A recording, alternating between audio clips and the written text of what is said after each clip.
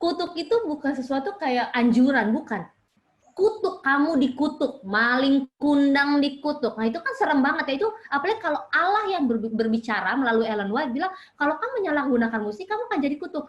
Jangan sampai ternyata selama ini karena ketidaktahuan kita memakai musik ini untuk membawa kutuk kepada diri kita tanpa kita sadari. Nanti kita akan lihat banyak contohnya. Jadi ingat di sini, ini adalah kutipan yang mendasari semua prinsip kita pada yang akan kita bahas pada sore hari ini. Ingat, coba perhatikan di kutipan ini hanya ada dua, ya, hanya ada dua. Ingat, yaitu berkat. Kalau nggak berkat adalah kutuk. Jadi teman-teman nggak bisa, oke, gue mau dengerin musik ini, gue pengen dengerin musik dari artis kesukaan gue, ya cuma dengerin doang lah ya. Nggak jadi berkat sih, tapi kan nggak mungkin kutuk ya, juga. Cuma gitu have-fun doang aja. Ingat, pada saat kita mendengarkan sebuah musik, ingat hanya dua. Kalau nggak berkat, kalau nggak kutuk, nggak bisa diantara-antaranya. Nggak bisa kayak cuman biasa-biasa aja. Oh, nggak bisa. Pada saat kita menetapkan, oke, gue pengen dengerin ini nih. Gue lagi ngerjain tugas, gue pengen dengerin lagu ini nih. Ingat, cuma ada dua. Kalau nggak berkat, kalau nggak kutuk. Ingat SK 3 ayat 15. Kejadian 3 ayat 15 itu adalah seperti surat keputusan pertama yang ada di dunia ini. Kejadian 3 ayat 15, hanya ada dua keturunan. Keturunannya atau keturunanmu. Demikian juga itu berlangsung atau apply ke semua aspek dalam kehidupan kita, termasuk musik. Jadi kita akan membahas, musik itu nggak di tengah-tengah. Musik itu hanya dua. Kalau nggak jadi berkat, kalau nggak jadi kutuk. Oke, ini adalah musik dan manusia. Apakah ada hubungannya musik dan manusia? Kalau nggak ada hubungannya, kita kan nggak perlu bahas gitu ya teman-teman ya. Nah, di dalam Mazmur 100 ayat 3 ini sengaja saya bikin dalam bahasa Inggris. Pertama, ya anak-anak mahasiswa pasti mudah sekali untuk diterangkan. Dan yang kedua, dalam bahasa Inggris itu lebih jelas. Di dalam Mazmur 100 ayat 3 dikatakan, tahukah kamu bahwa Allah, dia adalah Tuhan kita, dia menjadikan kita, dan kita adalah miliknya. Kita di sini adalah secara holistik. Kita itu adalah secara holistik, jiwa, raga, fisik. Ya, jadi semuanya mental ya, kalau misalnya di sekolah Advent dulu, misalnya di SMA kan itu lambangnya segitiga, semua tiga aspek dalam kehidupan kita itu semua adalah milik Allah. Kita adalah milik Allah. Kalau dibilang saya adalah milik Allah, berarti mata saya adalah punya Allah gitu. Ya kan benar dong, Jessica itu tidak menjadi seorang manusia kalau Allah tidak memberikan mata kepadanya. Jantung saya punya Allah, usus saya punya Allah, satu kesatuan. Makanya kalau dikatakan oh, bumi ini kepunyaan Allah. Ya benar, bumi dan dia yang diam di dalamnya. Bumi dan di dalam Mazmur lain memang dikatakan, saya lupa ayatnya, tapi dikatakan seluruh bumi dan segala isinya itu adalah milik Allah. Dan kita adalah isinya. Gitu ya. Dan inilah yang menjadi dasar. Lalu dikatakan lagi di dalam Kejadian 1 ayat 20 dibilang Tuhan berfirman kan, marilah kita membuat manusia menurut apa katanya, gambar dan rupa kita. Teman-teman, menurut teman-teman, apakah Adam dan Hawa benar-benar diciptakan menurut gambar dan rupa Allah secara fisik? Apakah Adam benar-benar fisiknya seperti Allah? Jadi ketika kita lihat Adam, kita lihat Allah secara fisik. Jawabannya tidak ya teman-teman. Kenapa? Karena di dalam Yohanes 4 ayat 24 dikatakan Allah adalah roh. Tapi Adam tidak diciptakan dengan roh. Maksudnya Allah tidak menciptakan Adam dalam bentuk roh, tapi Allah menciptakan Adam apa? Dari debu dan tanah, baru menghembuskan roh Allah. Tapi menurut kejadian tadi itu adalah maksudnya Allah menciptakan Adam itu satu frekuensi secara karakter. Jadi Allah menciptakan Adam tuh karakternya sama 100% dengan Allah. Itu kita bisa lihat di dalam Alfa dan Omega jilid pertama ya. Jadi teman-teman, Allah menciptakan Adam itu menurut gambar dan rupanya satu frekuensi. Kita tahu dari mana? Teman-teman, sebelum ada dosa, Adam itu solid sama Allah. Adam itu satu frekuensi sama Allah. Apa yang Adam pikirkan, itulah yang Allah pikirkan. Apa yang Allah pikirkan, itu yang Adam pikirkan. Contohnya apa? Teman-teman, apa tugas pertama Adam yang diberikan Allah? Untuk mengusahakan taman. Betul, bukan itu? Ya kan? Untuk mengusahakan taman, dibilang katanya. Ketika mengusahakan taman, apa yang dikerjakan Adam? Memberi nama hewan-hewan, betul nggak? Menurut teman-teman, ketika Adam lihat, Tuhan ada hewan gede banget, belalainya panjang sekali, aku mau namain dia gajah. Terus tiba-tiba Tuhan bilang, enggak Adam, jelek banget sih namanya, kenapa gajah sih? Ganti dong yang lain dong, lu nggak kreatif banget. Mungkin nggak Allah bilang gitu. Tapi enggak, Allah bilang, oke. Kenapa kita tahu dari situ? Karena segala sesuatunya dibilang Allah apa? Baik. Dan Allah menyukai Adam karena mereka masih bersekutu karena belum ada dosa gap. Jadi frekuensi yang dipikirkan Allah dan dipikirkan Adam itu sama. Kedua, contohnya, ketika udah selesai menamai binatang, teman-teman, Adam ngeliat apa? Wah, gila nih hewan-hewan. Monyet ada pasangannya. Kok babi aja punya pasangan ya? Kok gue manusia diciptain Tuhan sendiri ya? Tapi dia belum bilang ke Allah loh. Dia cuma bilang ke dalam dirinya sendiri. Kok semuanya dua-dua ya? Kok aku cuma sendiri ya? Ya ini sering ada salah cerita ya. Kalau misalnya kita lihat di Kejadian, Adam nggak minta loh ke Tuhan. Loh. Coba baca lagi buku Alkitab kita. Karena sering cerita anak-anak, kesannya Adam, Tuhan, tolong dong kasih saya pasangan. Oh tidak, coba baca lagi Alkitab kita secara dan benar. Ya, dan Roh buat. Adam nggak minta. Alkitab kita jelas mengatakan Tuhan yang langsung tahu kalau Adam ini membutuhkan pasangan. Tapi kenapa? Karena mereka satu frekuensi. Apa yang Adam pikirkan, Allah pikirkan. Apa yang Allah pikirkan, Adam pikirkan. Jadi ketika Adam ingin, maka Allah mengambil inisiatif. Allah udah tahu Adam ini pengen, makanya lihat teman-teman. Apakah Adam tertidur? Tidak. Allah yang membuat Adam tertidur buat bikin surprise. Allah kita itu Allah yang romantis, teman-teman. Kalau teman-teman pengen romantis ala Korea, aduh minta maaf, Allah kita jauh di atas itu. Jadi berhubunganlah erat dengan Allah supaya kita dapat surprise-surprise dari Allah dan itu akan menguatkan iman kita. Oke, balik. Tapi Adam karena satu frekuensi tanpa meminta Allah memberikan. Jadi teman-teman di sini, ayo tolong tunjuk tangan siapa yang masih jomblo, nggak usah dicari pacarnya. Fokus aja terhadap pekerjaan Tuhan karena Adam dirasakan Adam itu fokus terhadap pekerjaan. Ketika Allah bilang, Adam kasih nama binatang, Adam kasih nama semua tumbuhan, Adam usahakan taman Eden, Adam melakukannya, dan ketika Adam sudah melakukannya, ketika Adam mendapatkan satu hasrat tanpa diminta, Allah otomatis akan memprovide. Jadi teman-teman, kalau pengen punya pasangan, selain mungkin fokusnya jangan ke situ dulu kalau kami bisa kasih saran, tapi kalaupun udah pengen, aduh Tuhan udah jomblo, fokus aja melayani Tuhan, nanti Tuhan akan siapkan pasangan yang sepadan. Daripada nyari-nyari, nggak taunya nanti nggak cocok, putus, dengerin lagu Krispati pengen bunuh diri, jangan ya. Oke. Jadi dari tadi semua yang dijelasin itu, kita dapat dua hal ya, yang paling fundamental. Ingat bahwa tadi kita ini adalah milik Tuhan. Oke, itu yang pertama adalah Mazmur 100 tadi ya. Kita adalah milik Tuhan. Kemudian yang kedua, bahwa kita diciptakan berdasarkan karakter Tuhan. Dengan kata lain apa? Pada saat kita melihat sesuatu, Tuhan mengharapkan kita melihat apa yang ingin Dia lihat. Pada saat kita mendengarkan sesuatu, Tuhan mengharapkan kita mendengarkan apa yang Tuhan ingin dengarkan. Itu konsep awal gitu ya. Konsep awal. Di samping kita ini memang adalah kepunyaan Tuhan. Saya nggak bisa ngubah-ngubah sesuka saya badan saya. Misalnya saya bilang, gue nggak suka dengan rambut gue yang kayak begini. Saya keriting, bisa lihat rambut saya keriting. Saya pengen apain lah gitu, terserah saya. Kita tanya Tuhan dulu. Karena ingat, ini rambut punya Tuhan. Oke, pada saat saya pengen mengubah muka saya, ini hidung saya ini kalau dalam kecantikan ini nggak banget, ibaratnya hidung lebar seperti ini ya, kemudian muka saya batak banget seperti ini. Saya pengen ubah, saya pengen tarik apalah gitu ibaratnya kan. Tanam benang segala macam. Saya nggak bisa melakukan hal itu. Jadi teman-teman, ini seperti yang kita bilang tadi, ini bukan hanyalah musik doang. Segala sesuatu yang ingin kita buat pada tubuh kita, segala sesuatu yang ingin kita masukkan ke dalam tubuh kita harus tanya dulu sama Tuhan. Kira-kira Tuhan tuh setuju nggak sih kalau kita buat seperti Karena itu? Kita bukan milik kita. Ingat teman-teman, kita bukan milik kita. Oke, ini ada sebuah contoh saja untuk supaya kita bisa melihat. Benar nggak sih? Apply nggak sih? Maksudnya kok kayaknya ya enggak lah, ini kan milik gue gitu ya. Jadi ini di sini teman-teman lihat di screen ada sebuah mobil mewah putih. Anggaplah itu mobil saya. Anggap aja ya. Anggaplah ini mobil saya. Saya sangat sayang karena ini mobil mewah. Saya suka warna putih, makanya saya beli ini mobil warna putih. Lalu mobil ini tiba-tiba Aurel pinjem. Kak, ada KKR VCM nih. Lu kan alumni Kak, bantuin dong. Pinjem dong seminggu aja buat ngangkut tamu. Kurang nih Kak, kurang satu mobil lagi. Boleh nggak? Sebagai orang Advent yang baik ya, saya pinjemin mobil ini. Rel, jaga baik-baik ya. Bensinnya tolong jangan dikasih yang premium. Kasihnya Pertalite minimum. Kalau enggak, tapi sih gue isinya Pertamax. Kalau bisa Pertamax ya, nggak apa-apa deh, nggak usah lo sewa, nggak usah apa. Yang penting Pertamax ya tolong isi ya. Karena ini gue sayang banget mobil ini. Akhirnya orang bilang, siap Kak, beres.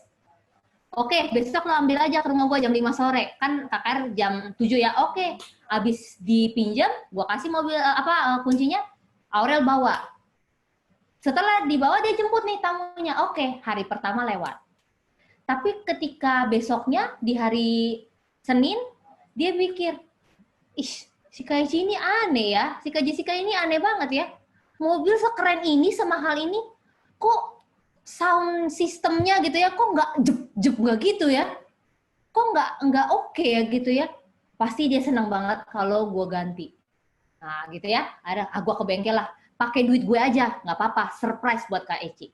Akhirnya digantilah tuh sound supaya bassnya Gator bisa kedengeran banget gitu ya, supaya musik tuh bisa kedengeran di lampu merah. Setelah itu dia bengkel bilang, weh, lo ganti sound nggak ganti pelek? Nih pelek biasa banget nih kayaknya nih, bukan pelek racing nih. Gantilah, mobil kayak gini tuh keren nih, mobilnya dibikin sport. Aurel pikir kan, wah bener juga, gantilah. Terus datang lagi abangnya, gua kasih diskon, lo ganti catnya nih, kita spotlight. Bagian bawah bikin stiker sporty. Akhirnya dilakukan sama Aurel. Wah, malamnya langsung semua tamu bilang, weh mobil lo keren banget cuy, gaul banget, udah ceper, peleknya racing, segala macam. Akhirnya dipakailah selama 1 minggu. Setelah itu datang dia ke depan rumah aku, ke depan rumah saya, terus akhirnya dibilang, Tintin, mau dikembaliin. Terus saya pasti lihat, ini siapa ya, mobil siapa ya? Terus bilang, Kak, ini nih mobilnya, udah ya, gue balikin ya. Teman-teman, menurut teman-teman, reaksi saya sebagai manusia normal, walaupun advent ya, apa kalau digituin mobilnya? Dengan catatan ini mobil udah saya sayang sekali gitu. Saya sangat cinta dengan warna putih. Saya sayang-sayang, saya jaga keadaannya. Dan pengen original karena kita suka merek ini gitu loh. Kita mau merek ini. Saya udah sayang, kita udah sayang banget sama mobil ini. Dipinjemin untuk maksud yang baik, tapi diganti sesuka hati. Jangankan itu deh, teman-teman cewek yang punya adik, mana suaranya, tolong kalau dipakai bajunya sama adiknya nggak bilang-bilang terjadi peperangan kekeluargaan nggak itu coba? Atau coba kalau bajunya dipakai terus tiba-tiba kena noda. Atau make up-nya dipakai nggak bilang-bilang, parfumnya dipakai nggak bilang-bilang, kalau nggak ada perang keluarga nggak mungkin. Coba tadi ditelaah ya dengan ilustrasi tadi. Brother Aurel ini cuma contoh doang ya. Aurel nggak pernah kayak begini ya. Aurel anak baik ya. Ini contoh doang kita ambil. Sebenarnya kalau kita dengan ilustrasi tadi, Aurel itu berkorban loh, ya hitungannya. Dia mengeluarkan uang, dia mengeluarkan waktu, dia mengeluarkan uang. Intinya dia membuat yang terbaik agar dia memodifikasi mobil itu yang menurut Aurel baik. Tapi ternyata ini tidak baik menurut saya. Jadi ini sebenarnya relate dengan sering yang terjadi dalam kehidupan kita. Kita bilang kita terkadang sering melakukan yang kita anggap baik, tapi sayangnya kita anggap baik menurut selera kita. Bukan ya. Kita berikan kepada Tuhan contohnya yang kita anggap baik, tapi menurut kita gitu. Kita berkorban, yes. Kita ada sesuatu yang keluar daripada diri kita, yes ada. Tapi ternyata kita sudah berkorban, kita sudah jeripaya. Oh ternyata tapi itu bukan itu yang Tuhan mau. Jadi intinya kita sering melakukan itu karena Tuhan bilang persembahan yang hidup adalah persembahan hidup kita dan diri kita gitu ya. Itu yang terjadi sama Kain. Kain bukan yang nggak kasih persembahan, teman-teman. Kain kasih persembahan yang menurut dia baik, tapi dia nggak tanya Tuhan. Nah, kita kadang-kala nggak tanya Tuhan, terus teman-teman akan bilang, emang kalau kita tanya Tuhan, Tuhan akan jawab, yes, Tuhan jawab lewat Alkitab dan Roh Nubuat. Asal teman-teman mau cari. Teman-teman, kalau teman-teman lihat saya sekarang, oh rambutnya hitam, lurus, ya ini nggak di smoothing. Tapi dulu kalau teman-teman kenal saya itu kalau lihat foto-foto lama saya itu kayak trio macan. Ya, saya rambutnya lurus, pendeknya keriting, saya langsung keriting gantung ya, zaman saya dulu aduh keriting gantung, poni lurus, rambut harus merah kayak trio macan, terus ada highlight lagi, blonde gitu. Wah, saya ngerasa cakep banget. Saya pakai baju harus seksi, harus di atas lutut, harus setengah paha. Kenapa? Karena saya selalu bilang ke pacar saya waktu itu ya, nih ya, aku tuh nggak cocok sayang kalau pakai baju yang panjang karena aku tuh pendek, kalau nggak nanti aku kelihatan bantet gitu. Pacar saya selalu marah-marah kalau saya pakai baju mini gitu ya, tapi who cares gitu, ini kan hidup gua. Waktu saya muda saya bilang gitu, ini kan hidup gue, kalau lo nggak suka lo cari cewek lain aja gitu. Padahal suami saya sedang memberitahukan yang baik gitu, tapi saya sama pacar aja saya nggak dengerin gitu loh, apalagi sama Tuhan yang saya nggak bisa denger gitu loh. Maksudnya saya nggak bisa tahu. Saya bilang ini rambut saya, banyak ya teman-teman gitu ya, ini rambut gue, lo siapa ngasih tahu gue? Tuhan siapa? Ini kan punya saya gitu, rambut saya. Ini kan alis saya, mau saya sulam, mau saya anyam, mau saya jahit, mau diapain juga ya terserah saya gitu kan. Nah, jadi kadangkala kita sebagai anak muda merasa hidup kita punya kita, mulut kita punya kita, kuping kita punya kita, kuping kita punya kita, mata kita punya kita, gue mau nonton apa aja terserah gue mau dengerin apa aja terserah gue mau makan apa aja terserah gue dong. Urusan lo apa gitu. Nah, teman-teman coba kita ganti. Ternyata ada yang punya di atas. Coba, selama teman-teman mau mewarnain rambut terus teman-teman udah tanya Tuhan dan Tuhan pastikan udah jawab iya, nggak apa-apa, go ahead. Karena Tuhan yang punya, bukan Jessica yang punya. Jadi jangan Aurel tanya, gue mau smoothing rambut Kak, ya nggak mungkin juga Aurel mau smoothing rambut ya. Tapi kalau misalnya aku mau smoothing rambut gitu, ya nggak apa-apa, coba tanya Tuhan aja. Kalau udah puasa berdoa terus mendapatkan jawaban dan memastikan jawabannya iya, go ahead gitu loh. Karena bukan hidup kita memang, tapi pastikan kita bertanya kepada Tuhan apa yang kita akan lakukan. Nah, sama kayak musik. Musik itu diciptakan untuk melakukan sebuah tujuan yang kudus, untuk mengangkat pikiran, untuk apa ini? Yang murni, yang mulia, yang membangkitkan di dalam jiwa penyerahan dan rasa syukur kepada Allah. Teman-teman kira-kira kalau lagi dengar lagunya Isyana, dengerin lagunya Raisa, tambah nangis, atau malah tambah bersyukur sama Tuhan, udah diputusin sama cowok yang nggak benar? Ingat syarat apa yang ada di kutipan ini, bahwa musik itu syaratnya harus adalah murni, mulia, dan mengangkat, dan untuk membangkitkan di dalam jiwa penyerahan dan rasa syukur pada Allah. Banyak, terutama perempuan-perempuan, ya misalnya baru putus, dengarnya lagu 11 Januari, hati, kemudian ya, dengar lagu Krispatih, contohnya itulah yang saya tahu ya, waktu zaman saya dulu Krispatih misalnya. Bukannya kita makin dikuatkan, tapi kita dengar lagu Krispatih yang ada makin apa? Makin hancur-hancur ini hati ini. Bukannya makin pengen bunuh diri. Bukannya makin semangat, malah apa? Pengen bunuh diri. Dan ini adalah fakta gitu. Banyak pemuda-pemudi di dunia ini patah hati, kemudian mendengarkan lagu-lagu mellow, kemudian akhirnya bukannya menguatkan mereka, tapi malah membuat hati mereka semakin apa? Semakin hancur. Yang mendasar atas tujuan Allah, lihat, tujuan Allah bagi kita dan musik, ada sebuah perbedaan yang jelas antara musik dulu yang kuno sama musik yang sekarang. Dulu musik itu untuk mengangkat diri kepada Allah. Kalau sekarang gantinya tuh jadinya ngangkat diri untuk kesombongan. Zaman dulu nggak ada Indonesian Idol kan, nggak ada AFI, Akademi Fantasi, nggak ada apalagi X Factor ya, you name it. Ya, tapi zaman sekarang mau dia bilang puji Tuhan, mau dia bilang haleluya di dalam situ, tapi intinya dia butuh apa? Dia butuh ketenaran, makanya dia join itu. Dia butuh tepuk tangan, makanya dia join itu. Mau Agnes Monica bilang puji Tuhan pun, tapi dia pengen ada tepuk tangan. Coba kalau yang nonton cuma diem doang, senang nggak dia kira-kira melakukan aksi panggungnya? Nggak akan gitu. Jadi sebenarnya Allah tuh menciptakan musik di dalam surga, karena kan semua asal mulanya dari surga ya. Allah tuh menciptakan musik buat dia, untuk memuji Allah gitu. Tapi sekarang manusia mengangkat musik untuk ketenaran. Nah, ketika kita mendengarkan musik yang tidak diciptakan untuk memuliakan Allah, berarti tadi udah dibahas, kalau nggak gelap ya terang gitu. Kalau nggak berkat, ya kutuk gitu ya. Nah ini, di dalam Wahyu dikatakan, saya kasih bahasa Indonesia, oleh ilmu sihirmu semua bangsa disesatkan. Zaman sekarang ya, anak muda mungkin nggak ada di sini saya tahu yang main-main apa ya, santet gitu ya, pelet, main-main jalangkung gitu kan, enggak, jenglot, babi ngepet apa segala macam nggak ada. Tapi teman-teman, ilmu sihir di sini dikatakan dalam bahasa aslinya adalah berhala. Oleh berhalamu semua bangsa disesatkan.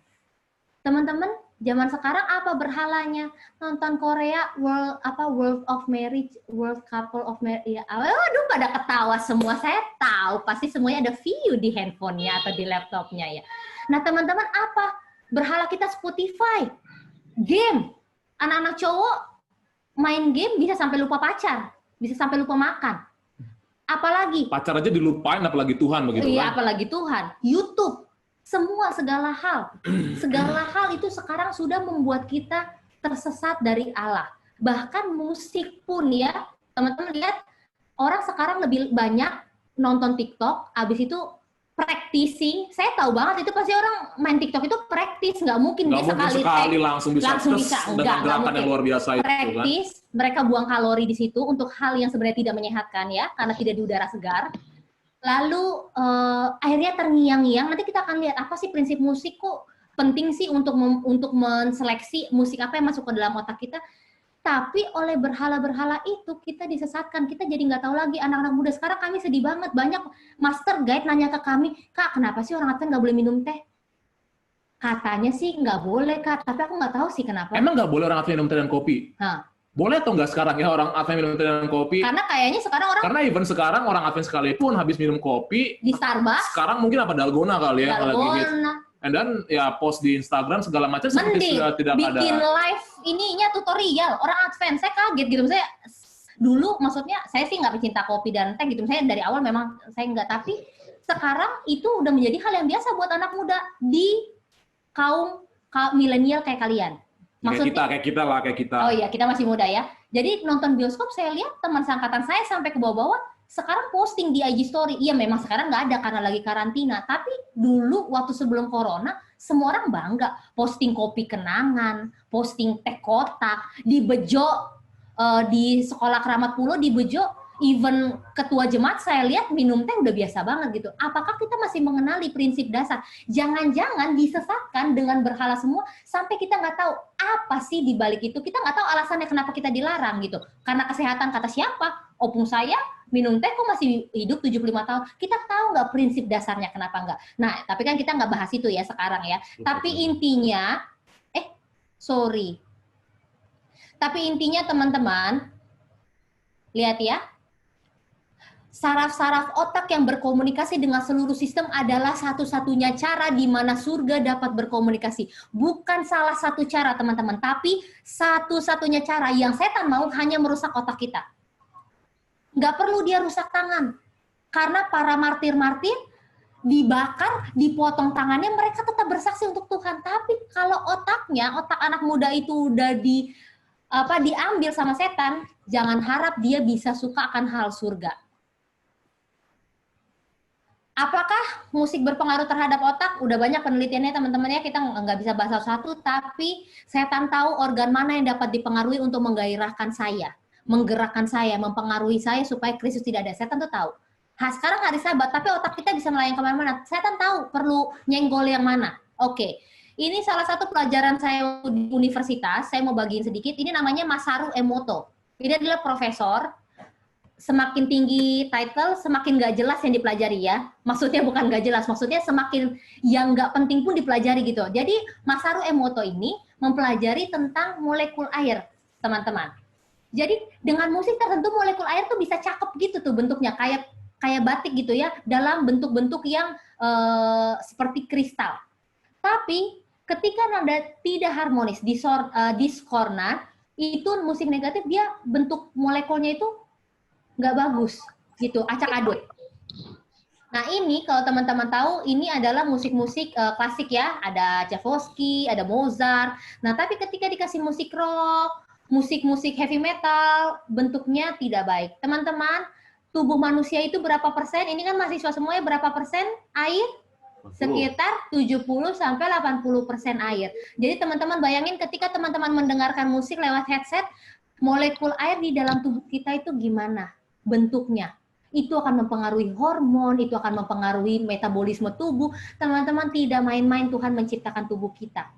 Molekul air di dalam tubuh kita itu bisa berbentuk tidak baik atau absurd kalau kita mendengarkan musik-musik yang tidak baik. Nah, ini juga ada namanya backmasking teknik. Backmasking teknik ini adalah satu teknik di mana ketika kita rekaman, lalu dari lagu yang paling terakhir, misalnya A sampai Z gitu ya, dari Z ditarik mundur ke A dengan frekuensi tertentu, itu akan ada hidden message. Dan itu beneran terjadi. Itu biasanya buat apa? Biasanya kaum industri itu akan menaruh pesan-pesan yang akan diserap di alam bawah sadar kita. Itu kami pelajari di industri musik. Akan terpengaruh di bawah alam sadar kita sehingga hidden message itu sebenarnya sudah tertanam di diri kita. Jadi ketika nanti suatu saat mereka akan mengeluarkan produk tertentu atau sebuah sistem tertentu atau single tertentu, nanti kita dengan gampangnya untuk itu akan jadi booming gitu. Kenapa? Karena itu sudah ditaruh. Tapi selain itu juga akan ada message-message yang tidak baik. Dan ternyata, ini saya ambil satu artikel, bahwa magician pun memakai teknik itu untuk membawa audiensnya terhanyut gitu ya. Nah ini sorry. Lagunya Marilyn Monroe, I'm Gonna File My Claim. Hidden message-nya ketika ditarik mundur, he'll come out full of magic, dan itu akan jelas. Teman-teman bisa cari di YouTube banyak backmasking teknik gitu. Help by the Beatles, now he uses marijuana. Wah, ini sempat terkenal ya, Breaking Balls ya. Saya nggak usah bacain ya, teman-teman di sini pasti bisa mengerti bahasa Inggris karena pada mahasiswa. Tapi ya, kalau misalnya kita lihat slide ini ya, kata-kata seperti ini kalau kita lihat itu ada di hidden message, tapi teman-teman apakah sadar kalau lagu-lagu yang sekarang, even lagu-lagu yang sekarang, kata-kata seperti ini tuh bukan di hidden message lagi, tapi di lirik sebenarnya. Contoh, I'm in love with your body, last night you were in my room. Itu sebenarnya kalau kita telaah benar-benar liriknya itu kan benar-benar lirik yang penuh dengan kevulgaran begitu kan, tapi kita pemuda Advent ya, umat Allah, even gak sungkan untuk menyanyikan itu. Kita nggak sungkan untuk menyanyikan itu, bahkan ya kita nyanyikannya itu di depan orang tua kita, yang mungkin kan orang tua kita juga nggak mengerti. Jadi ingat bagaimana cara setan untuk memberikan pengaruh-pengaruhnya. Dulu mungkin kata-kata seperti ini ada di hidden message, tapi sekarang setan pasti akan menaikkan lagi standar penipuannya. Dan bukan hanya di hidden message-nya aja, tapi justru di lirik aslinya kata-kata seperti ini sekarang sudah ada, dan kita dengan bangganya mungkin ya, kita dengan senang hatinya menyanyikan lagu-lagu tersebut. Kita nggak menyalahkan, kenapa? Karena memang itu sudah pergeseran namanya. Maksudnya zaman dulu dosa, zaman kami dulu kami nonton bioskop ya teman-teman. Kita nggak munafik. Kita nggak munafik. Maksudnya waktu kita zaman seperti teman-teman. Kenapa? Karena pada waktu itu jujur saja di zaman kami PA kami nggak pernah ada pelajaran PA tuh bahas amanat kepada orang muda. Kami dikasih tahu kenapa sih nggak boleh, apa sih prinsip dasarnya, nggak ada. Waktu angkatan kami di PA di gereja kami tuh kerjanya main games, berantai, ya 1 2 3 lah, yang berantai bisik-bisik lah, yang bikin keributan, sehingga kami tidak tahu dasarnya. Jadi kami hanya melakukan apa yang kami rasa itu tidak dosa gitu, tapi kami tetap tahu oh ini dilarang. Kami tuh diem-diem, maksudnya nggak terang-terangan. Tapi sekarang kami lihat, maksudnya anak murid saya kok sama orang tuanya nonton bioskop bareng gitu ya. Maksudnya itu kan satu pergeseran,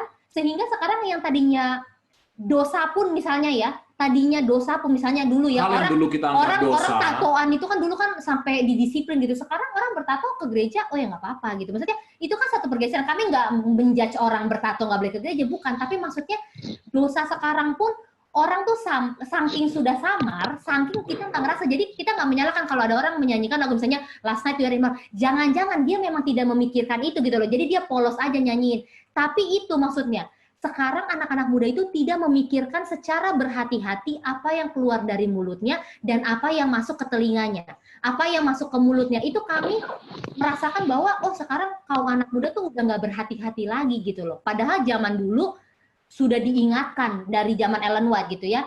Nah teman-teman mungkin rasa oh ya udah aku nggak suka dengar lagu dunia kok. Hati-hati, lagu gereja pun nggak semuanya aman untuk didengarkan. Ini contohnya ya. Hillsong ya, teman-teman bisa baca sendiri. Lagu gereja mana yang aman? Nah itu 3 sesi lagi gitu kan. Jadi minta maaf kita nggak bisa, mudah-mudahan nanti selesai corona mungkin kita bisa ketemu, kita bisa bagi-bagi lagi ya.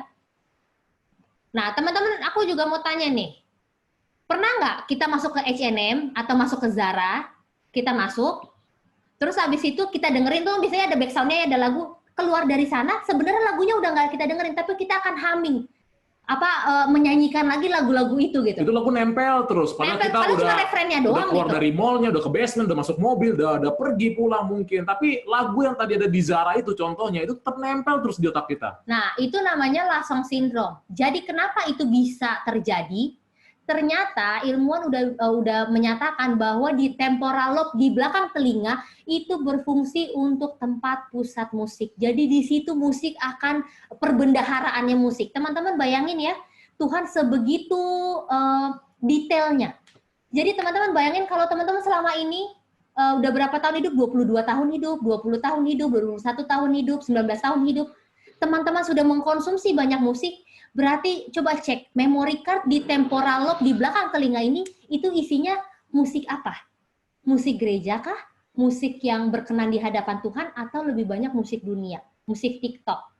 Musik coveran atau apapun itu ya? Pengenalan musik di dalam mereka gantinya menimbulkan kekudusan, kerohanian telah mengalihkan pikiran mereka dari kebenaran. Bayangkan ya Ellen White di zaman Ellen White di baca ya, lagu-lagu yang sembrono dan populer masa kini. Bayangin lagu pop aja udah masuk ke ketulisannya Nyawa. Tadi kami dengar ada beberapa teman-teman kesaksian sedang membaca tulisan Ellen White. Kami ingin men-encourage, tolong dibaca. Percayalah teman-teman, kami di sini lagi nggak bikin seminar Roh Nubuat, tapi teman-teman, Tuhan Yesus sudah mau datang. Tuhan Yesus akan datang di angkatan kita. Serius.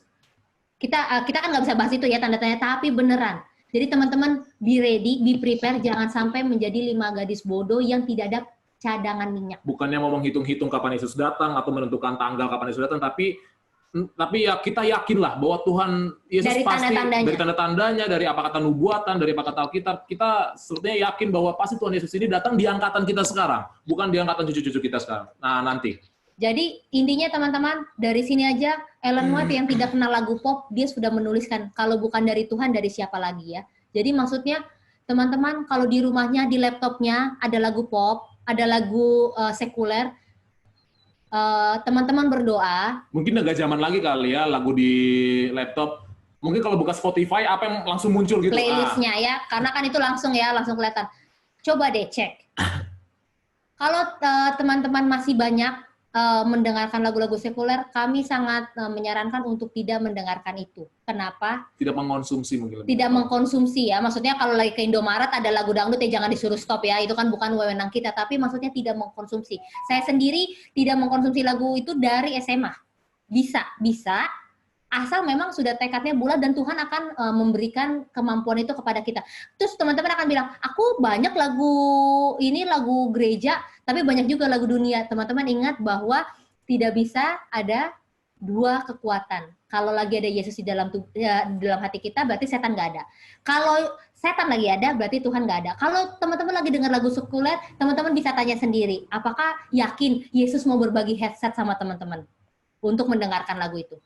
Allah sepertinya tidak ada dalam pikiran mereka. Jadi teman-teman, kalau kita mendengarkan lagu-lagu populer yang sembrono, Allah nggak akan ada di pikiran kita. Sedih ya? Jangan sampai. Nanti kita dipenuhi hal-hal omong kosong. Dan itu akan mengarahkan lagi kepada mana? Pada kutuk. Ingat tadi yang awalnya kita, prinsip kita. Kalau nggak berkat, yaitu kalau nggak berkat, ya udah kutuk. Nggak ada lagi di antara-antaranya. Dan Ellen White menuliskan bahwa menyanyi itu sama seperti doa. Jadi teman-teman, kalau teman-teman lagi menyanyikan sebuah lagu, kalau itu bukan doa untuk Tuhan, berarti doa untuk siapa? Ya gitu ya. Jadi kalau teman-teman lagi dengerin lagunya Rizky Febrian, berarti teman-teman sedang menyanyikan sebuah doa untuk siapa, gitu ya. Nah, pelajari tentang musik kudus teman-teman, karena nabi-nabi pun belajar ini, berarti Tuhan merasa bahwa pelajaran musik adalah pelajaran yang sangat penting. Oke, ini yang terakhir. Marilah kita melakukan semua dalam kuasa kita untuk menjadikan musik di rumah kita sehingga Allah dapat hadir. Adakanlah di dalam rumah akan lagu yang manis, yang murni, maka akan sedikit kata-kata hardikan dan lebih banyak keriangan. Teman-teman, siapa di sini yang mamanya sering cuap-cuap? Yang udah high note semua, teman-teman jangan-jangan di rumahnya kurang lagu rohani. Jangan-jangan teman-teman kebanyakan dengar lagu sekuler sehingga tidak bisa lagi tahu apa sih yang Tuhan mau untuk kita lakukan. Allah dimuliakan oleh lagu-lagu pujian yang datangnya dari hati yang murni dipenuhi oleh kasih dan penyerahan. Oke? Masehi Advent hari ke-7 dipilih oleh Allah sebagai umat yang khusus terpisah dari dunia. Teman-teman, jangan dengerin lagu dunia berarti, karena kita sudah dipanggil terpisah, kecuali teman-teman nggak mau menjadi pilihan Allah, yaitu terserah. Jadi biasanya di akhir sesi ini kita akan men-challenge. Ya, jadi sorry kalau sepanjang ini kita kecepatan ya. Saya juga jarang ngomong nih ya, biar aja wanita yang lebih banyak ngomong ya. Jadi kita biasanya akan kasih challenge ya, karena ada waktu. Bayangin teman-teman, ini biasanya kami bawakan 1,5 jam gitu ya. Jadinya sekarang jadi cepat. Challenge apa Pak? Silakan Pak. Oke, biasanya kita kasih challenge. Mungkin minggu depan kita nggak ketemu lagi, tapi biasanya. Tapi saya bisa tanya sama Elvira ya. Nanti saya akan kasih tahu Elvira challenge-nya. Jadi challenge-nya adalah bahwa kita ingin mengajak teman-teman semua, bisa nggak 1 minggu aja. 1 minggu coba kita tidak mendengarkan musik sekuler sama sekali. Maksudnya tidak mendengarkan adalah tidak mengkonsumsi. Yang tadi dibilang bukan kalau misalnya saya ke Alfamart, tiba-tiba ada lagu dangdut, kemudian stop, atau saya tutup kuping gitu ya, kita nggak kayak orang gila gitu juga ya. Maksudnya adalah ya kita mengkonsumsi, kita meninggalkan dulu konsumsi lagu-lagu dunia. Kalau misalnya kita dengar radio, ya udahlah jangan dengerin radio, dengerin aja lagu-lagu rohani, contohnya seperti itu. Yang tadinya kita habis waktu untuk mendengarkan lagu-lagu sekuler segala macam, kita ganti dengan lagu-lagu rohani atau kita ganti dengan firman Tuhan. 1 minggu ya teman-teman. Oke? Ini sudah kita jalankan challenge ini di banyak gereja ya. Dan hasilnya adalah kesaksiannya sangat luar biasa. Jadi ya pada waktu itu pada saat kita masih waktunya ke gereja ya, belum corona ya. Kita waktu itu kalau nggak salah kita lagi ada di Salemba waktu itu kasih seminar empat sahabat ya, dokter di Salemba. Yang accept itu ya anak-anak seperti angkatan kita seperti ini, angkatan kita ya, seperti angkatan teman-teman ini ya, yang katanya anak gaul mungkin, wah yang dengerinnya lagu-lagu, waduh. Tapi mereka accept gitu challenge-nya. Dan tahu teman-teman, pada saat sahabat depannya kita tanya, oke gimana kesaksiannya 1 minggu, bener-bener dia bikin itu, bener-bener dia nggak dengerin lagu sekuler, tadinya dia dengerin lagu sekuler terus, tapi akhirnya dia nggak dengerin selama 1 minggu, dan kesaksiannya adalah dia bilang begini, entah kenapa sahabat ini, ya berarti kan 1 minggu setelahnya itu ya, sahabat ini dia bilang, saya lebih bisa merasakan kebaktian itu dengan lebih kudus lagi. Padahal secara kebaktian tidak ada yang berubah di gereja gitu-gitu aja sebenarnya, tapi karena dia sudah meninggalkan 1 minggu itu lagu sekuler, di sahabat itu, sahabat depannya, dia bisa merasakan, kok saya bisa lebih merasakan hak sepertinya kebaktian ini lebih kudus dan lebih kusuk buat saya. Jadi teman-teman, saya mau lempar challenge ini, ya. Mungkin sahabat depan kita nggak ketemu, tapi ya coba kalau misalnya teman-teman mau mengambil keuntungannya, silakan ambil challenge ini, maka nanti saya jamin teman-teman akan merasakan bagaimana hasilnya. Iya, jadi teman-teman biasanya kalau teman-teman ngantuk kalau baca Alkitab, ngantuk kalau dengerin khotbah di YouTube, even di YouTube, teman-teman mungkin boleh coba challenge ini. Tapi diganti ya, ingat ya, challenge-nya nanti bukan cuman challenge-nya itu bukan cuman mengganti lagu, tapi bukan cuman tidak mendengarkan lagu sekuler, tapi mengganti itu untuk menjadi kayak membahas firman Tuhan, mendengarkan firman Tuhan, membaca firman Tuhan, mendengarkan musik gereja, untuk hal yang lebih rohani. Dan dengarlah apa suara Tuhan yang mau diberikan kepada teman-teman. Oke, jadi sebagai penutup, kita udah sampai di sini aja, kita akan diskusi sesuai dengan arahan dari pemimpin. Jadi teman-teman, seperti yang saya bilang tadi, kita nggak ada membahas tentang musik gereja pada saat ini, kita nggak membahas drum, kita tidak membahas tentang lagu-lagu, segala macam kita nggak bahas. Tapi yang saya ingin perkenalkan dulu kepada teman-teman, mari kita mulai dulu dari kehidupan sehari-hari kita. Kalau dari kehidupan sehari-hari kita sudah terbiasa dengan lagu-lagu rohani, dengan lagu-lagu yang panas ada di kebaktian, maka dengan sendirinya kita akan lebih mengerti pada saat ditanya, boleh nggak sih pakai alat musik ini di gereja? Boleh nggak sih lagunya di gereja? Maka kita akan mengerti dengan sendirinya. Kalau kita sudah menerapkan prinsip-prinsip musik yang benar dalam kehidupan kita. Oke, sekian dari kami berdua. Mudah-mudahan dapat berguna bagi teman-teman. Jika ada salah-salah kata, kami mohon maaf. Sekarang waktunya berdiskusi, saya kembalikan kepada pemimpin. Tuhan memberkati. Baik, terima kasih Kak Jordan dan Kak Jessica. Teman-teman kalian yang mau bertanya mungkin silakan. Halo, aku mau nanya dong. Iya Kak. Halo Kak. Kak Jordan dan Kak Jessica, makasih banyak untuk firman-nya yang luar biasa. Menurut aku sangat luar biasa. Nah, aku mau tanya nih, zaman sekarang kan udah banyak musik-musik rohani juga yang liriknya rohani tapi nadanya itu sekuler gitu kan. Contohnya kayak Hillsong atau mungkin kayak Bill Gaither. Nah, apakah kita salah untuk mendengarkan musik-musik mereka? Karena jujur setiap aku ngedengerin musik-musiknya Hillsong ya, khususnya kayak setiap aku baca liriknya itu benar-benar menampar dan memang relate banget gitu sama kehidupan kita. Apakah kita salah untuk mendengarkan musik-musik Hillsong, Bill Gaither, dan lain-lain? Itu aja pertanyaan dari aku. Thank you. Oke, thank you Olivia. Tadi sebenarnya jawabannya udah ada di pertanyaannya gitu ya. Maksudnya dia bilang kata-katanya sih bagus, tapi musiknya kok kayak musik lagu sekuler gitu ya. Nah, tadi kan kita udah bahas ya bahwa tidak bisa ada percampuran. Maka misalnya 99% air jeruk, 1% racun. Kira-kira bisa mau diminum nggak? Aku bilang gitu, Olivia ini air jeruk 99%, tapi 1%-nya saya kasih racun. Olivia mau minum nggak kira-kira? Enggak, Kak. Enggak ya. Jadi teman-teman makanya tadi tapi kan ada syarat. Saya nggak bilang ya, maksudnya semua lagu Gaither itu nggak suami saya ini pecinta Gaither banget teman-teman. Aduh, teman-teman mau tanya semua formasi Gaither, formasi lagunya, artisnya, anaknya, semua tanya ke dia. Tapi kami nggak menutup mata bahwa ada banyak lagu Gaither yang tidak aman untuk didengarkan.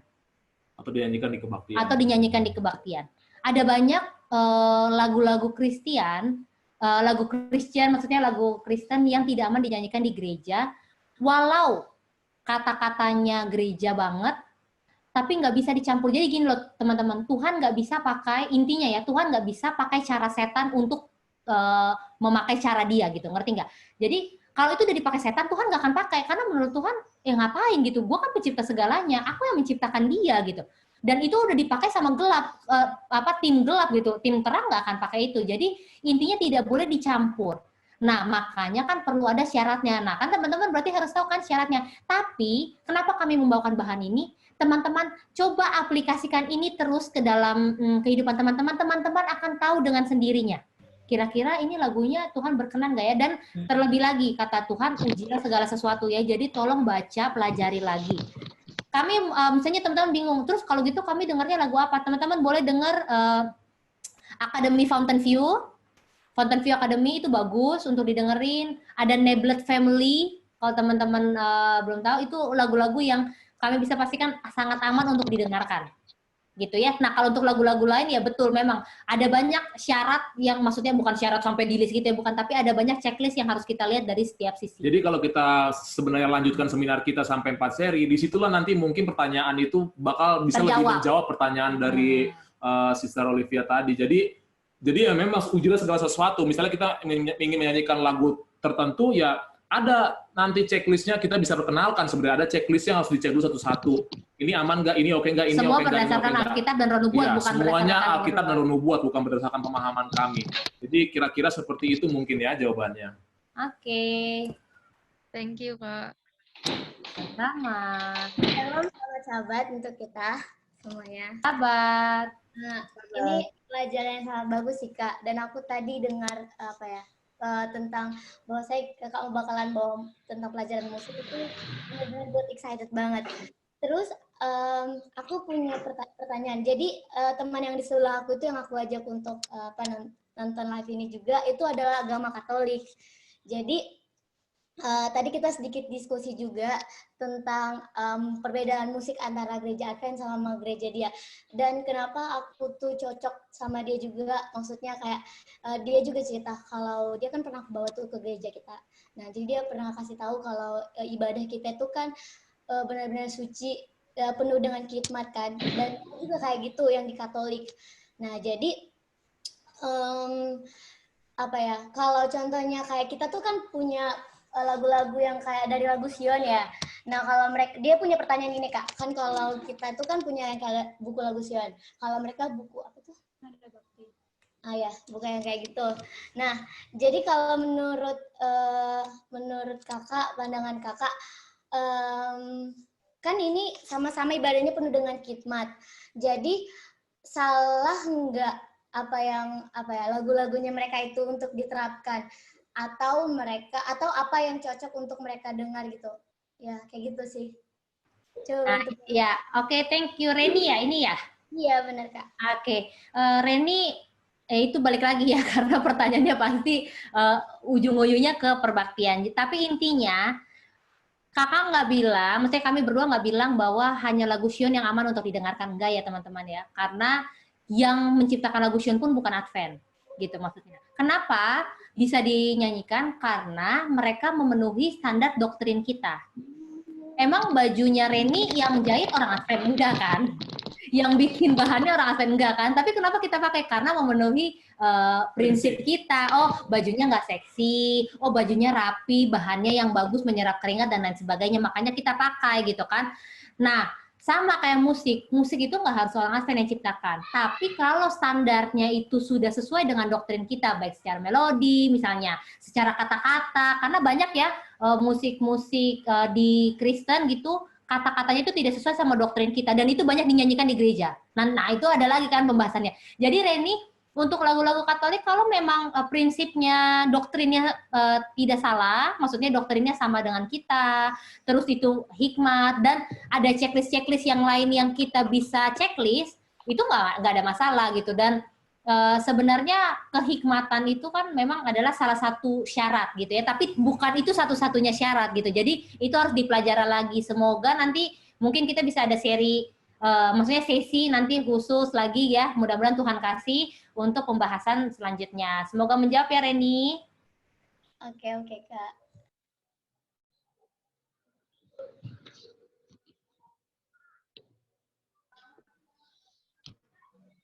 Baik, kira-kira ada yang mau bertanya lagi? Halo, cek. Halo. Selamat sahabat Bang Jordan, selamat sahabat Kak Jessica. Selamat sahabat. Selamat sahabat. Kenalin, nama aku Adelaide. Sebelumnya makasih banyak buat acara PA yang udah dibawain, bagus banget, dan aku merasa terberkati banget sama acara PA hari ini. Makasih banyak, Kak. Puji Tuhan. Aku mau tanya, kalau misalnya ini berhubungan sama challenge juga sih. Kayak kalau misalnya gimana sama orang-orang yang kerja di bagian musik, kayak misalnya kayak production gitu-gitu. Maksudnya kan kayak mereka kan kerja buat menyambung hidup juga, dan mau nggak mau mereka juga pasti bakal terpapar sama musik sekuler kan. Kalau misalnya menurut kakak itu gimana? Aku bingung aja soalnya. Gitu. Kamu kerja di industri musik? Nggak bisa bilang kerja banget sih, tapi kayak lagi berpengaruh. ada banyak proyek. Terpengaruh di situ. Iya. Maksudnya kena imbasnya gitu ya. Berpengaruh. Okay. Iya, kena imbas. Maksudnya kan aku juga tertarik buat ikut challenge, tapi kayak aku ngerasa Oke. Siapa tadi namanya, sorry? Edel, Kak. Edel. Oke. Thank you Edel pertanyaannya. Jadi ini pertanyaannya sebenarnya agak sulit karena aplikatif sekali ya. Tapi gimana ya? Jadi aku kasih kesaksian aja jawabannya ya. Jadi teman-teman, aku pun susah sekali untuk pertama kali mengikuti maksudnya terang ini ya. Jadi menurut aku ini adalah satu terang yang gimana aku pun membutuhkan proses untuk sampai di level oke, I will live it gitu. Kenapa teman-teman? Karena teman-teman tadi sudah aku bilang ya, aku jurusan musik. Teman-teman tahu benar-benar jurusan musik, walaupun di kampus kami mempelajari jurusan musik klasik secara garis besar, tapi ada banyak mata kuliah yang sebenarnya kayak aransemen gitu ya. Itu tuh dipaksa untuk kreatif gitu ya. Sampai satu-satunya dosen yang paling bagus gitu ya, dosen aransemen bilang ke saya, Jessica, aransemen musik kamu tuh gerejawi banget gitu, padahal dia muslim gitu ya. Tapi dia bilang gerejawi banget. Iya Pak, soalnya saya dengerin lagu gereja doang. Lalu dia bilang, Jessica, tahu nggak kamu tuh bakal jadi arranger keren, terkenal di Indonesia, karena kamu punya bakat. Tapi kamu harus dengerin semua tipe musik. Kamu harus dengerin semua genre musik supaya aransemen kamu tuh kaya. Aransemen kamu tuh choir banget. Aransemen kamu tuh gerejawi banget gitu. Padahal waktu itu saya aransemen lagu sayang-sayang si patokaan doang gitu ya. Tapi katanya gerejawi. Terus akhirnya saya bilang, oh iya Pak, terima kasih. Tapi iya saya nggak bisa. Saya paling bisanya di klasik aja. Lalu setelah itu saya sempat teman-teman di hotel-hotel ya, hotelnya saya main biola gitu ya di hotelnya, tapi bukan hotel-hotel ece-ece teman-teman. Aduh minta maaf nih. Hotelnya tuh di Hyatt, di Kempinski, Hotel Mulia, hotel-hotel semua yang bintang 5 ke atas yang dibayarnya juga enak banget gitu. Karena kita cuma main-main doang, nggak pakai not, cuma main nada-nada panjang, dan itu kita bisa dibayar di zaman saya ya. Di zaman saya itu bisa hampir 1,5 juta sampai 2 juta sekali main. Bayangin kalau saya tiap hari Minggu aja, saya udah dapat 8 juta gitu kan, cuma buat main-main doang 2 jam aja. Tapi ketika saya dapat terang ini, saya bilang, waktu itu saya udah nggak mengkonsumsi dengerin lagu dunia, tapi pada waktu itu akhirnya saya berdiskusi sama pacar saya waktu itu, terus saya bilang, saya nggak konsumsi, tapi kamu mau memberikan makanan itu kepada orang lain, gitu. Jadinya, akhirnya waktu itu saya untungnya, dan dia langsung mengirimkan semua kutipan tentang entertainment, dan akhirnya saya memutuskan, oke, I will quit, gitu. Berat pada waktu itu, karena saya akhirnya memutuskan untuk keluar dari dunia entertainment di situ. Padahal saya kan maksudnya, saya bilang saya kan nggak main lagu dunia, saya cuma main lagu nada A panjang, B panjang gitu doang gitu, paling main-main melodi. Tapi setelah kita diskusi akhirnya kami memutuskan untuk berhenti. Tapi saya kan nggak bisa bilang itu ke Edel, lu harus quit it, enggak. Coba berdoa, nyatakan imanmu, maksudnya bilang ke Tuhan, Tuhan aku rindu sebenarnya untuk tidak mengkonsumsi dan benar-benar keluar dari industri ini. Kalau Tuhan berkenan, Tuhan akan buka jalan, pasti. Ternyata setelah itu, saya malah dipakai bekerja dengan nominal yang jauh lebih besar, sekali main, dan saya bisa keliling Indonesia bahkan ke luar negeri. Padahal yang saya iringin itu adalah sebuah choir dan lagu gereja. Gitu kan, jadi kayak Women Solution. Saya main lagu gereja, saya main sama choir yang lagunya aman, dan saya bisa keliling Indonesia dan keliling dunia gitu, intinya gratis dan malah dibayar berkali lipat dari dunia entertainment saya yang sebelumnya. Tuhan pasti akan kasih jalan. Nah, tapi saya nggak bisa memaksakan, saya jangan juga akhirnya langsung kayak, oke, gue besok akan keluar, nggak gitu. Coba didoakan, karena Tuhan punya jawaban beda-beda di setiap orang, tapi yang pasti Tuhan menginginkan kita tidak engage dengan dunia. Itu yang pasti. Tuhan pasti nggak mau kita bersatu dengan dunia. Jadi Edel kalau punya kerinduan, kasih tahu ke Tuhan, Tuhan akan kasih jawabannya. Itu aja paling ya, Edel. Semoga menjawab. Oke, makasih banyak ya, Kak. Sama-sama.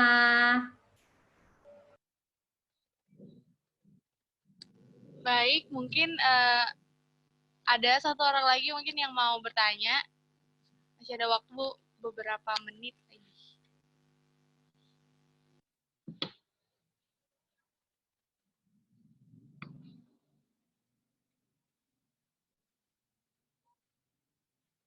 Udah jelas semua kayaknya.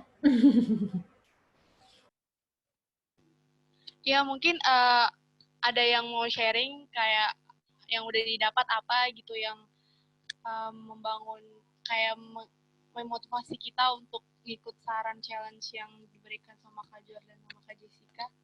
Mungkin ada yang pengen langsung gitu habis tutup sahabat langsung ikut challenge itu, kira-kira ada yang mau sharing? Aku boleh. Aku teringat ya, yang mau aku layani siapa, mulai hari ini aku harus memutuskan, dan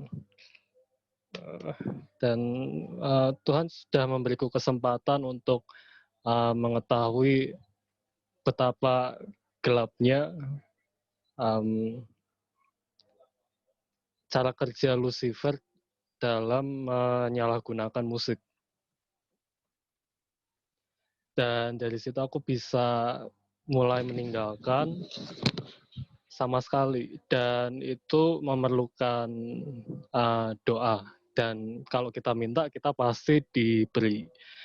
Dan Tuhan bisa pakai orang, bisa pakai publikasi yang lain untuk menyadarkan. Dan aku bersukacitanya ya, aku ingat yang umat Israel yang itu kita sedang mengulangi gitu, dan aku senangnya karena kita sebentar lagi pulang dan banyak tahap umat Israel yang sudah kita ulangi, dijalani. Nah, Tuhan memanggil, dan itu pilihan kita mau di sisi Israel yang mana, dan Tuhan sedang memisahkan gandum dan lalang itu dan itu pertanyaan saat aku dengar musik ya, pertanyaanku, Yesus ada di mana gitu. Apa yang aku lakukan terhadap Yesus, itu pertanyaanku. Terima kasih.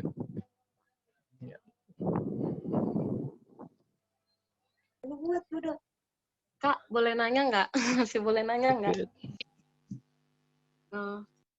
Terima kasih untuk sesi PA yang benar-benar membuka mata kita, khususnya anak muda Advent ya.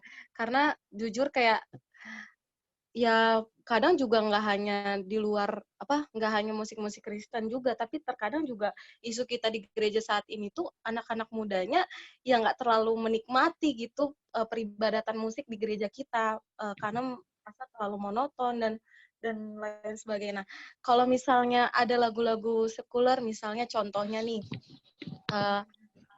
There Can Be Miracle, tapi komposer Kristen atau misalnya Advent mengubahnya arrangement jadi lagu lebih klasikal dan lebih hikmat gitu. Apakah itu masih boleh dipakai di standar musik kita secara Advent?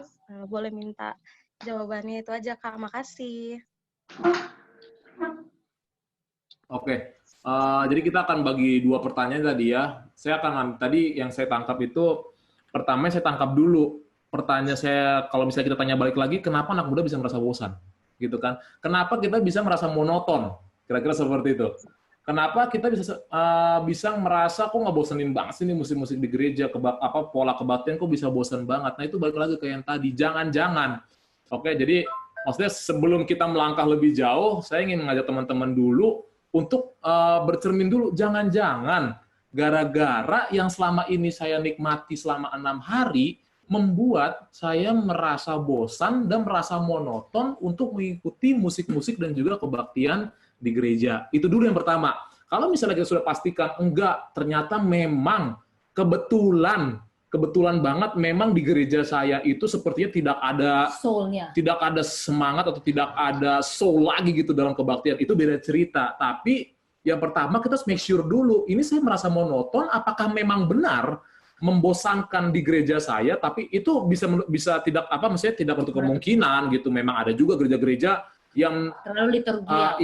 Ellen White, Ron Hubbard juga bilang kebaktian itu harus dibuat semenarik mungkin, bukan menarik maksudnya sesuai dengan apapun selera kita ya, bukan, tapi kebaktian itu tetap harus membuat kita menarik perhatian kita lebih kepada Tuhan.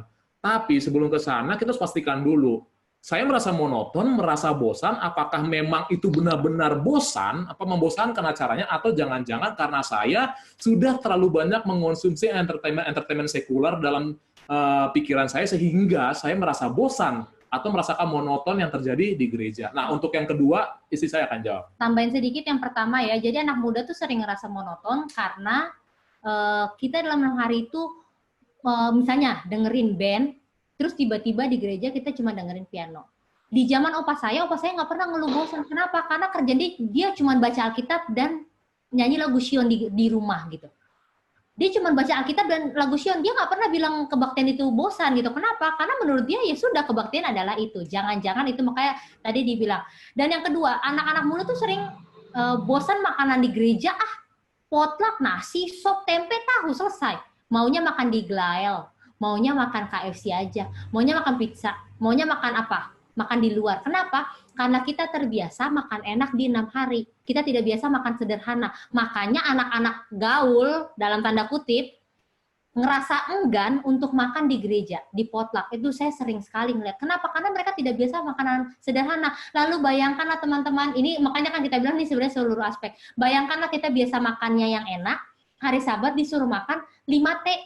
Tahu, terong, tahu, tempe, ya, dan semuanya. Ngantri lagi ya. Jadi banyak kan orang ya udah gue di luar aja gitu.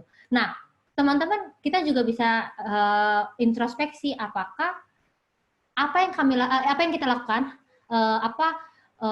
yang kita lakukan itu bisa nggak sih membawa kita. Makanya saya selalu bilang jangan jadi Advent hari ke-7 aja, tapi jadi Advent 7 hari ya. Jadi benar-benar di dalam kehidupan kita. Saya waktu muda, waktu saya sering main ke Jogja ya, saya misalnya kangen mau pacaran, saya selalu bilang makan di luar yuk gitu. Kan saya anak muda gitu, kalau saya anak muda Jakarta, anak gaul Jakarta, itu suami saya enggak makan di gereja. Padahal kalau di Jogja minta maaf ya makanannya, ya ampun cuma mendoan sama sop doang.